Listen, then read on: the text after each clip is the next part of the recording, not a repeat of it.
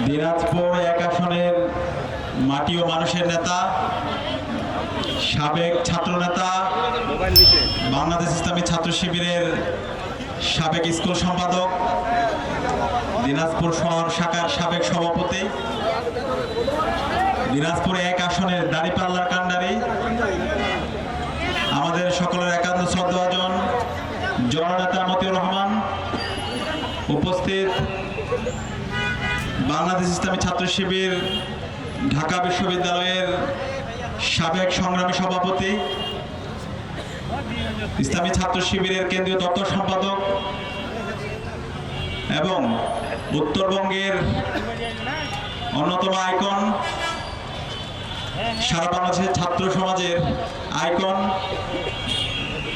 আমাদের সকলের শ্রদ্ধাভাজন সিবগাতুল্লাহ সিবগা ভাই, উপস্থিত দিনাজপুরের বিভিন্ন পর্যায়ের নেতৃবৃন্দ, শহীদ পরিবারের সদস্যবৃন্দ, সাংবাদিক বন্ধুগণ এবং উপস্থিত বিপ্লবী ছাত্র জনতা, আসসালামু আলাইকুম রহমতুল্লাহ।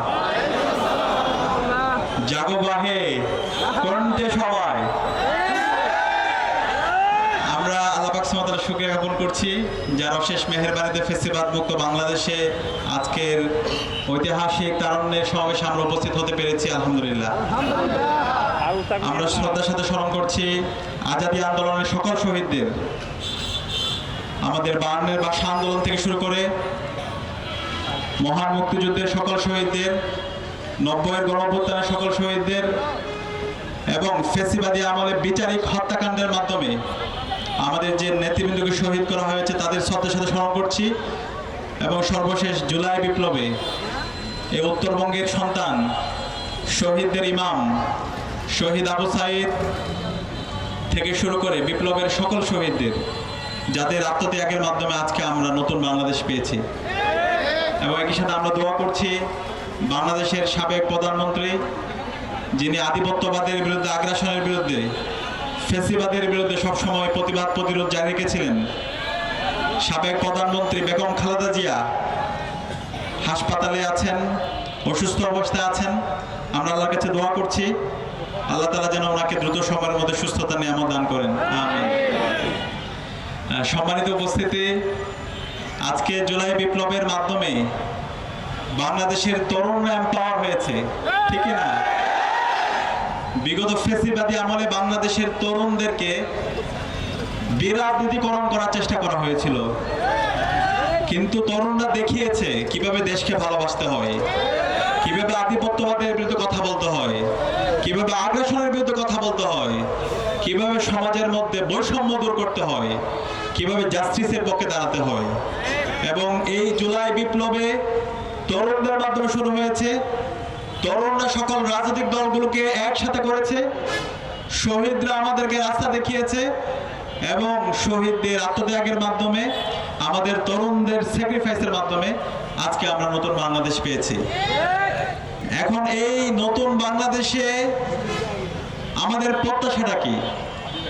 নতুন বাংলাদেশে আমাদের প্রত্যাশা হচ্ছে একটা কল্যাণ রাষ্ট্র প্রতিষ্ঠা করা, যেটাকে আমরা বলি ওয়েলফেয়ার স্টেট। যে কল্যাণ রাষ্ট্রে জনগণের হাতে ক্ষমতা থাকবে, তারুণ্যের হাতে ক্ষমতা থাকবে। এখানে যারা প্রতিনিধি হবে, যারা নেতা হবে, তারা আপনাদের উপর শাসন এবং শোষণ করবে না, বরং তারা আপনাদের সেবক হবে, তারা আপনাদের পাশে থাকবে। আমরা বিগত সময় দেখতে পেয়েছি বাংলাদেশের স্বাধীনতা পরবর্তী 54 বছরে অসংখ্য নেতা হয়েছে, অসংখ্য এমপি মন্ত্রী হয়েছে। যদি বলে এই উত্তরবঙ্গ থেকে অসংখ্য এমপি হয়েছে, মন্ত্রী হয়েছে, কিন্তু এই উত্তরবঙ্গের মানুষের ভাগ্যের কি কোনো পরিবর্তন হয়েছে? হয়নি। এই উত্তরবঙ্গে যে অপারিত সম্ভাবনা আছে, এই উত্তরবঙ্গের মাটি ও মানুষের যে সম্ভাবনা, সেই সম্ভাবনাগুলোকে সারা দেশের মানুষের কাছে হাজির করার সুযোগ করে দেওয়া হয়নি। এই উত্তরবঙ্গে পরিচালিত হয়েছে ভারতের প্রেসক্রিপশনের মাধ্যমে, দিল্লির দালালদের মাধ্যমে উত্তরবঙ্গ পরিচালিত হয়েছে। যে কারণে উত্তরবঙ্গের অবারিত যে সম্ভাবনা, আমাদের এই কৃষিতে যে সম্ভাবনা, আমাদের তারুণ্যের মধ্যে যে সম্ভাবনা, আমাদের যে শিক্ষায় সম্ভাবনা, এই সকল সম্ভাবনাকে নষ্ট করে দেওয়া হয়েছে। সুতরাং আমাদেরকে আজকে যে ঐতিহাসিক আমাদের সুযোগ এসেছে, আমাদেরকে ঐতিহাসিক সুযোগ কাজে লাগাতে হবে।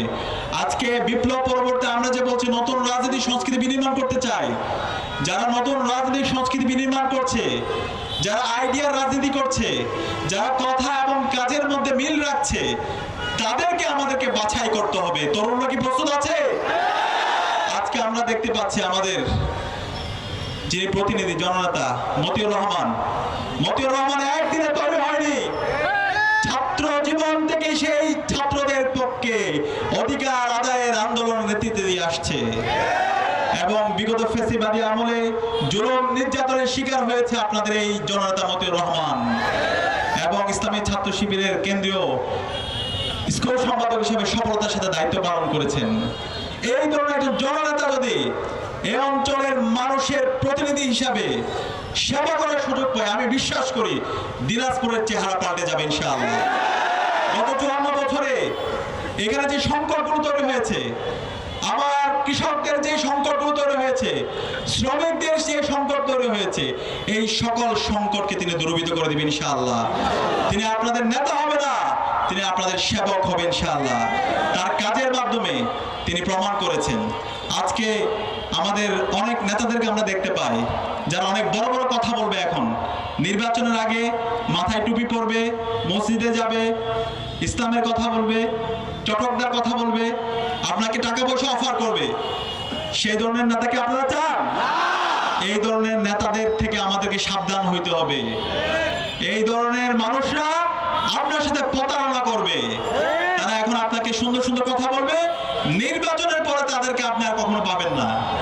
নির্বাচনের পরে সে আবার আগের মতো করে সে চাঁদাবাজি করবে, টেন্ডারবাজি করবে, দুর্নীতি করবে এবং এই আপনার এই অঞ্চলের হাজার হাজার কোটি টাকাকে লোপাট করবে। আপনারা কি সে ধরনের নেতা চান? আপনাদের এমন নেতা দরকার যে আপনাদের জন্য যে বাজেট আসবে সরকারের পক্ষ থেকে, তার একটা পয়সাও তারা মেরে খাবে না। আপনাদের যেই হিসাব, আপনাদের যে বাজেট, আপনাদের যে অধিকার, সে অধিকার আপনাদের কাছে ফিরিয়ে দিবে এবং আপনারা তাকে যে কোনো সময় কোয়েশ্চেন করতে পারবেন, প্রশ্ন করতে পারবেন, এটা এভাবে কেন হয় নাই, আমার তো এটা পাওয়ার কথা ছিল, আমি কেন পাই নাই। আমি বিশ্বাস করি আপনাদের জননেতা মতিউর রহমান সেই ধরনের জবাবদিহিতা করতে প্রস্তুত আছে।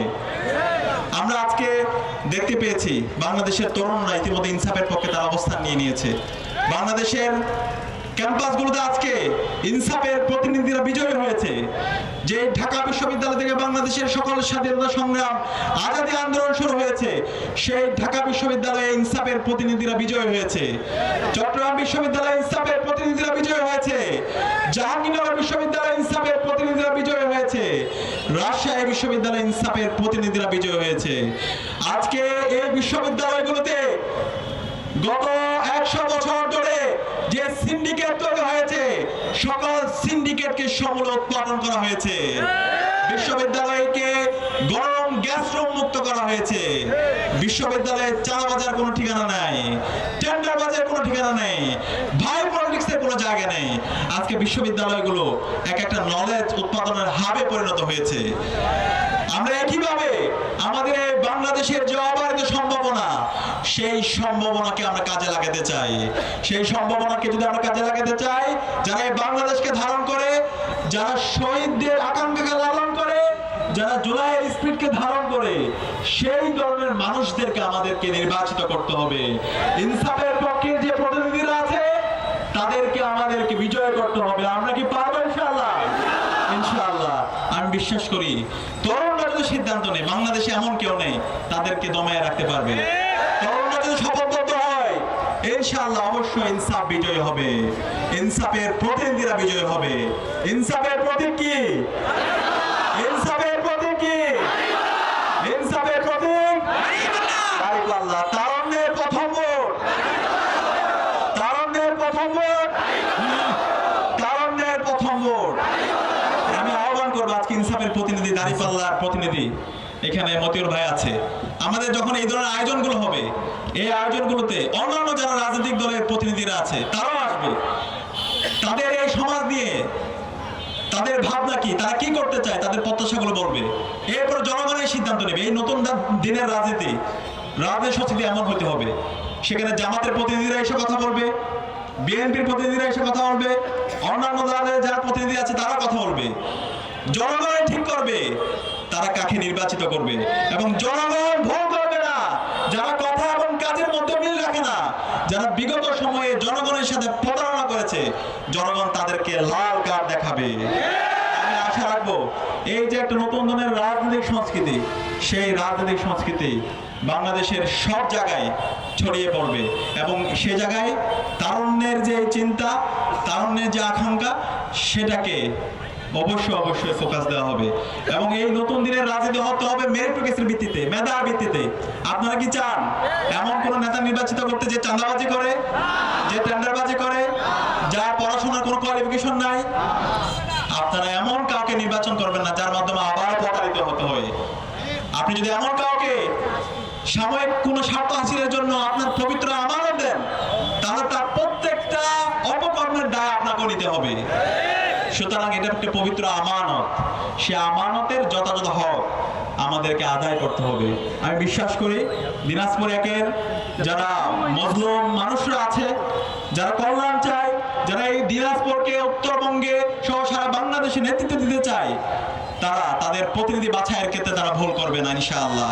এবং আপনাদের যে মাটি ও মানুষের নেতা, জননেতা মতিউর রহমান, সেই মতিউর রহমানের যে স্বপ্ন, একটি স্বপ্নের দিনাজপুর বিনির্মাণ করা, যেখানে খাদ্যের সংকট থাকবে না, যেখানে স্বাস্থ্যের নিরাপত্তা থাকবে, যেখানে শিক্ষার পরিবেশ থাকবে, যেখানে চাঁদাবাজি থাকবে না, টেন্ডারবাজি থাকবে না, সন্ত্রাস থাকবে না, দুর্নীতি থাকবে না, এবং যিনি আধিপত্যবাদের বিরুদ্ধে, আগ্রাসনের বিরুদ্ধে কথা বলবেন, মাদকের বিরুদ্ধে কথা বলবেন, এবং দুর্নীতির বিরুদ্ধে জিরো টলারেন্স ঘোষণা করবেন, এবং আমার মা বোনদের নিরাপত্তার জন্য যিনি কাজ করবেন, এবং আমার যারা মুসলমানরা আছে তাদের যে ধর্মচর্চা, সেই ধর্মচর্চার অধিকার নিশ্চিত করবেন। অন্যান্য ধর্মাবলম্বী যারা আছে, হিন্দু, বৌদ্ধ, খ্রিস্টান, তাদের অধিকারও তিনি নিশ্চিত করবেন। সেই ধরনের একটি ইনক্লুসিভ বাংলাদেশ বিনির্মাণ করার জন্য আমাদের ইনসাফের প্রতিনিধি জননেতা মতিউর রহমানকে ব্যাপক ব্যবধানে আমাদেরকে বিজয় করতে হবে। আমরা কি পারবো ইনশাআল্লাহ? আমাদের মতিউর ভাই আমাদের তারুণ্যের প্রতীক, আমাদের তারুণ্যকে রিপ্রেজেন্ট করে, সুতরাং তরুণদেরকে কাজ করতে হবে। আমরা যারা তরুণরা আছি, গত 3 মেয়াদে আমরা ভোট দিতে পারিনি। 18 বছর থেকে 35 বছরে যারা আছে তারা গত 3 মেয়াদে ভোট দিতে পারেনি। সুতরাং এই তরুণদেরকে আগামী নির্বাচনে অগ্রণী ভূমিকা পালন করতে হবে।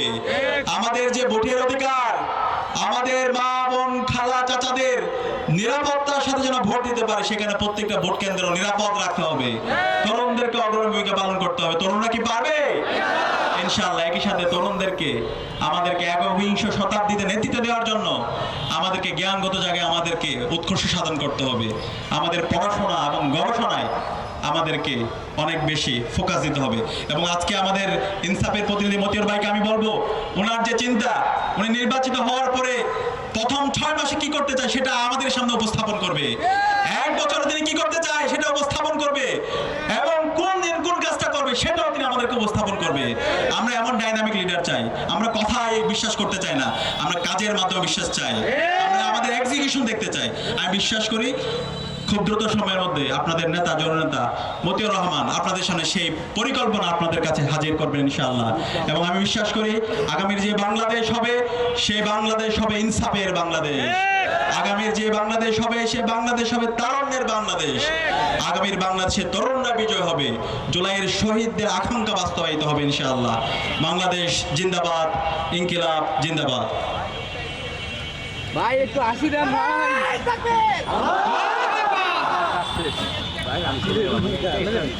সম্মানিত উপস্থিতি, আজকের এই বিশাল সমাবেশের পক্ষ থেকে ধন্যবাদ জানাই আল্লাহ সাদিক ভাইয়ের হায়াতে।